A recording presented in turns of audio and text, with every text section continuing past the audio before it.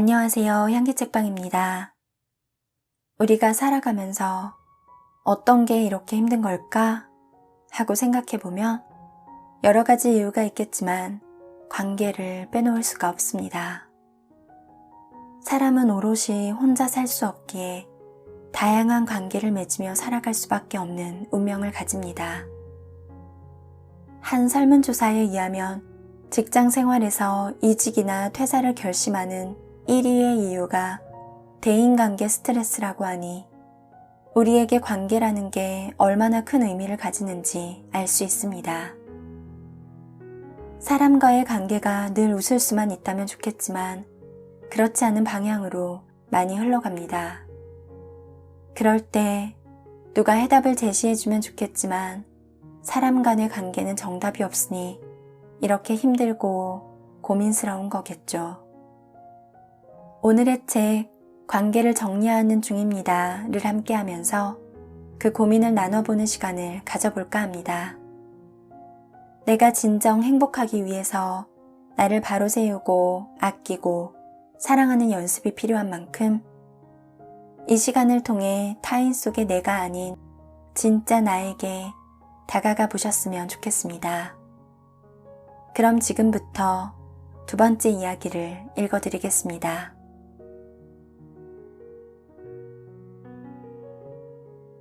나만 불행하다는 억울함에서 벗어날 것. 한때 정말 친했던 친구로부터 그런 말을 들은 적 있다. 너는 그래도 하고 싶은 일 하고 살아서 좋겠다. 이 말을 한 애의 심정은 대충 이러했을 것이다. 꿈은 없고 마냥 놀러 다니는 게 좋은 시절 우리였는데 이젠 너와 내가 달라졌네. 진지하게 계획을 잡고 달려가는 내가 부럽다. 그리고 시원섭섭함. 그래서 나도 솔직하게 말했다. 사실 너에게 말하지 못했던 게 있는데 말이야.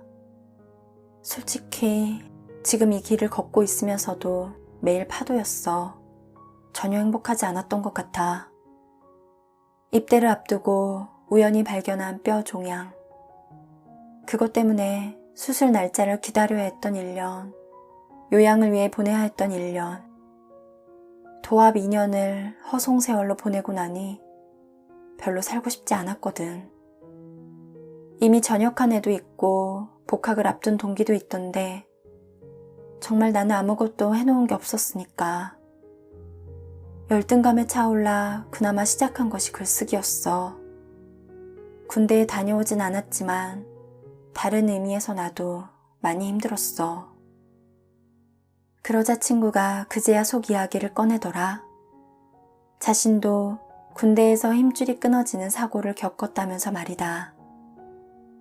평생 다쳐본 적 없었던지라 어디에도 하소연할 곳 없고 그런 대로 살아간 나 자신이 돌아보면 원망스러워진다고 했다. 숙연해지는 찰나 마신 술 한 잔은 아무 맛도 느껴지지 않았다. 달지도 쓰지도 그저 생각에 깊숙이 잠기게 할 뿐. 우리 모두 행복의 기준치가 다르다. 하여 상황에 따라서 행복이 되기도 불행이 되기도 한다. 또한 저마다 살아온 세계가 다르다. 행복을 끊임없이 의식하고 타인의 상처를 이해 못한 채 보듬기만 하는 것을 보면 말이다. 사람은 가히 마음이 온전치 못한 존재구나 싶다. 하지만 사람은 자신의 기준에 빗대어 다른 이의 행복을 끊임없이 비교하려는 마음을 지녔다.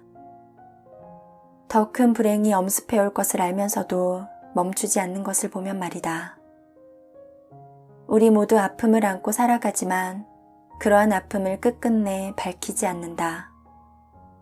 다 큰 어른이지만 여전히 세상을 바라보는 태도에 관해선 그저 여린 존재들.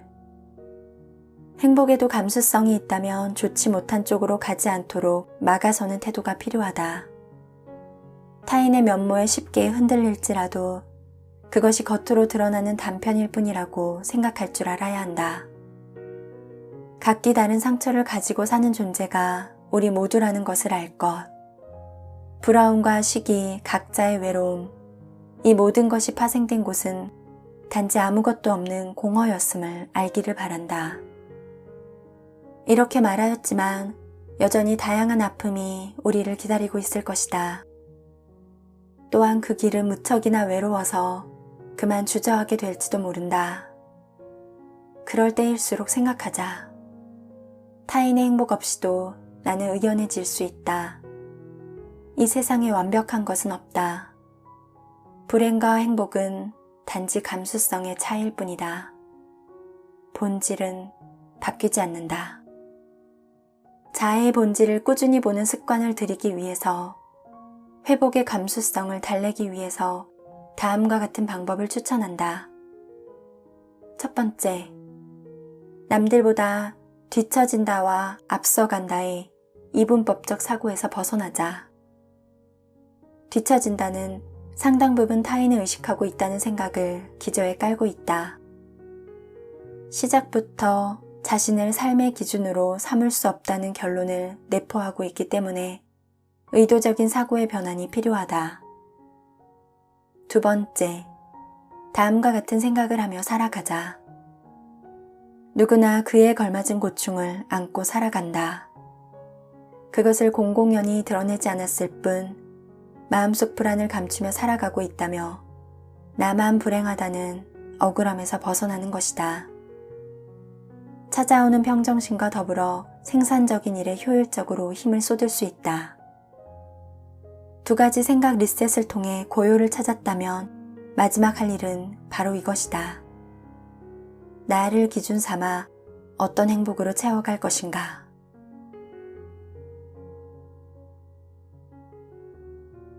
아니다 싶은 관계는 내칠 줄도 알아야 한다. 아니다 싶으며 매몰차게 관계를 잘라내는 사람들.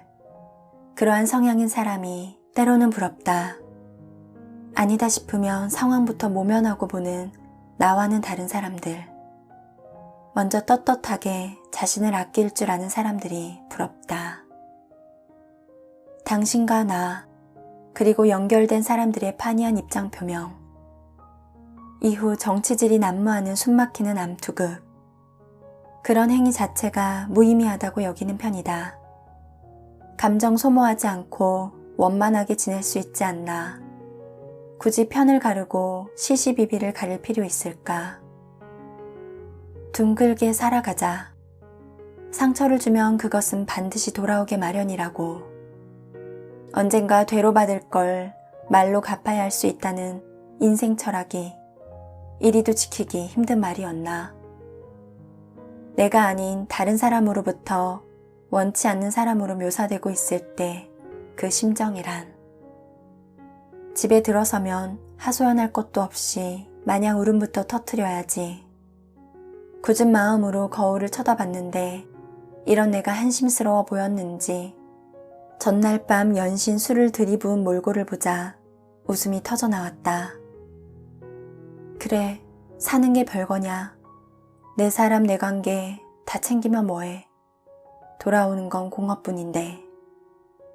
형식만 번지르르한 삶을 살아서 무슨 의미가 있지? 차후에 벌어질 일 따위 생각하지 않는 것. 에라 모르겠다는 심정으로 보기 좋게 관계를 망가뜨리기도 하면서 살아봐야지. 진짜 내 인생을 위해서. 물론 관계에 정답은 없다. 이 사람의 방침이 맞을 수도, 때에 따라서 오늘의 방침이 통한 걸 수도 있다. 정답이 없다는 것은 완벽하지 않다는 것.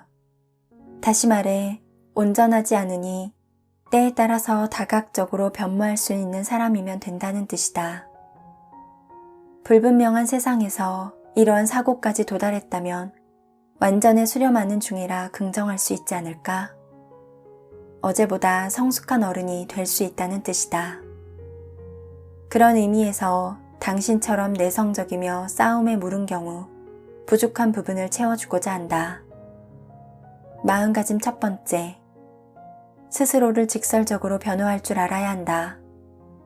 그래야만 진정으로 자신을 사랑할 수 있게 된다. 그러기 위해서 마음가짐 두 번째.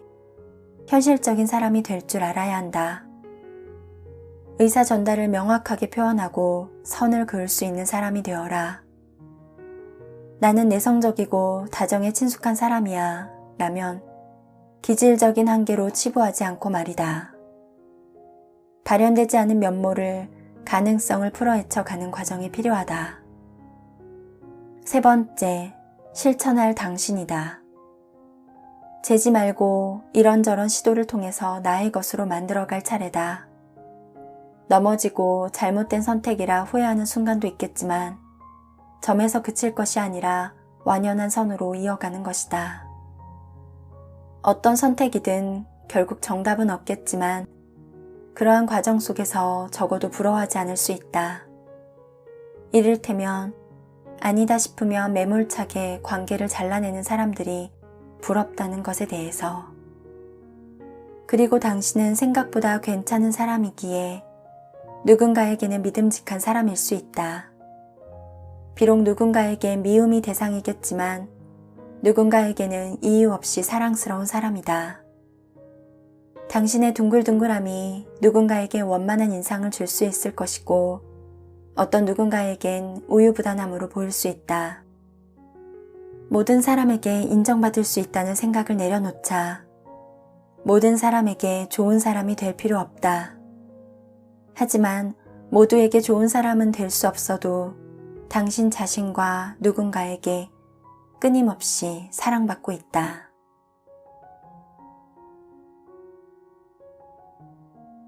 좋은 일들만 생기는 마음가짐.